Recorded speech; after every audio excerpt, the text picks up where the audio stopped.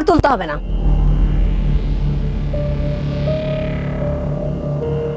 আজ বিকাল 5টায় পার্কে দেখা করো।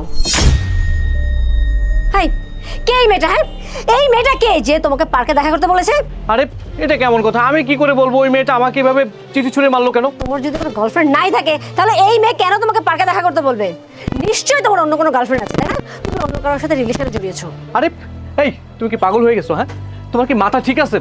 তোমার সাথে আমার লাভ ম্যারেজ, আমি একটা ম্যারিড পারসন, আমি কেন অন্য একটা মেয়ের সাথে রিলেশন করতে যাবো বলো? তুমি ওকে চিনো না? ওকে ফাইন, তাহলে আজ বিকাল 5টায় তুমি ওর সাথে দেখা করতে যাবে এবং আমিও তোমার সাথে যেয়ে লুকিয়ে লুকিয়ে দেখবো আসলে মেয়েটাকে। মেয়েটা যদি তোমার গার্লফ্রেন্ড হয় তাহলে তোমার একদিন কি আমার একদিন, কথাটা যেন মনে থাকে। ঠিক আছে, কোনো সমস্যা নেই। কারণ হচ্ছে আমি জানি আমি কোনো অপরাধ করিনি, কোনো মেয়ের সাথে আমার কোনো রিলেশন নেই। সো তুমি পিছন পিছন যাবে, ঠিক আছে? কোনো সমস্যা নেই। Okay fine.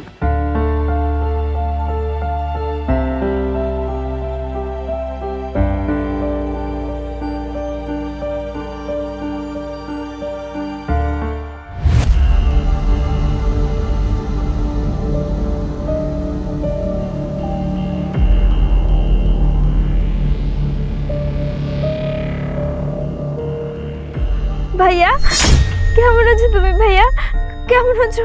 কতদিন পর তোমাকে দেখলাম। আরে বোন, তুই এখানে? তুই জানিস না তোকে দেখে আমার কত ভালো লাগছে, কিন্তু তুই হঠাৎ করে এখানে কোত্থেকে আসলি? কোত্থেকে আসলাম মানে ভাই, তুমি কি আমার চিঠিটা পাওনি? চিঠি? কিসের চিঠি? আমি সকালে তো একটা চিঠি দিয়েছিলাম, ওই যে বারান্দায় তুমি আর ভাবি দাঁড়ে দাঁড়ে কথা বলতেছিলা। তুমি আমার চিঠিটা পাওনি? ওকে কি জিজ্ঞেস করছিস?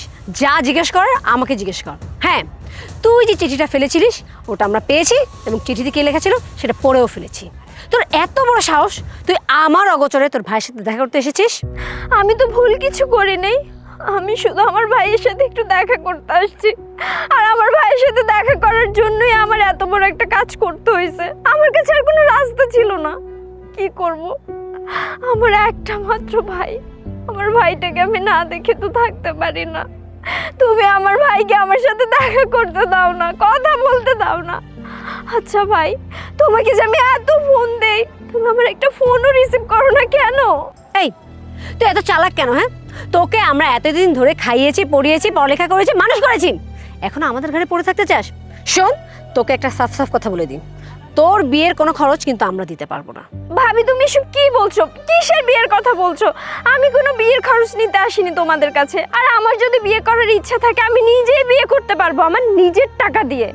আমি চাকরি পেয়েছি ভাইয়া, জানো আমার অনেক বড় একটা কোম্পানিতে চাকরি হয়েছে, আমি অনেক টাকা বেতন পাই ভাইয়া। আচ্ছা প্লিজ তুই থাম না, তুই কান্না করিস না।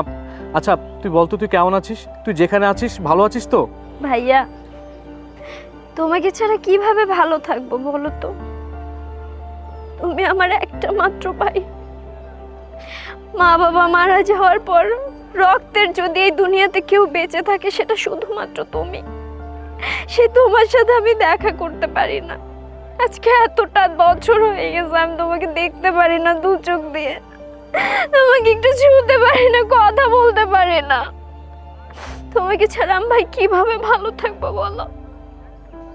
ভাবি আমি জানি তুমি আমাকে দেখতে পারো না, তুমি আমাকে অনেক অত্যাচার করছো, অনেক বাজে ব্যবহার করছো, ঘাট ধাক্কা দিয়ে বাড়ি থেকে বের করে দিছো, আমাকে বসে বসে খাওয়াতে পারবা না।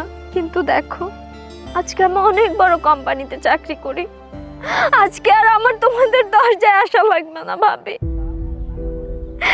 ভাই তোমাকে ছাড়া আমি একটুও ভালো নাই ভাই। তোমাকে আজকে একটা কথা বলি ভাবি, তোমারও তো ভাই আছে, তোমার ভাইকে যদি তোমার ভাবি তোমার সাথে দেখা না করতে দেয়, এরকম করে, তোমার কেমন লাগতো ভাবি বলো তো? তুমি কি সহ্য করতে পারতা? বাসিমু থাক, আর বলিস না। তুই এতক্ষণ যে কথাগুলো বললি এগুলো শুনে সত্যি আমার নিজের কাছে নিজেকে অপরাধী লাগছে। আমি কখনো এভাবে চিন্তা করে দেখিনি। আমারও একটা ভাই আছে, আমার ভাইয়ের বউ যদি কখনো আমার ভাইয়ের সাথে আমাকে দেখা করতে না দেয় তাহলে আমার কেমন খারাপ লাগবে। আমি না সত্যি অনেক বড় অপরাধ করে ফেলেছি, তোর সাথে আর তোর ভাইয়ের সাথে অনেক অন্যায় করে ফেলেছি। প্লিজ ইমু, আমাকে মাফ করে দিস। আর হ্যাঁ, তুই এখন প্রতি সপ্তাহে তোর ভাইয়ের সাথে দেখা করতে আসবি। না না, ভাইয়ের সাথে দেখা করতে না, বরং তুই এখন থেকে আমাদের বাড়িতেই থাকবি। না না ভাবি, আমি আর এখন তোমাদের বাসায় থাকতে পারবো না।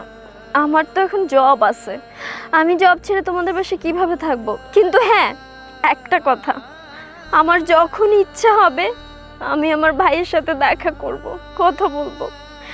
তোমাকে অনেক ধন্যবাদ ভাবি, তুমি যে আমার ভাইকে আমার সাথে দেখা করতে দিছো, পারমিশন দিছো।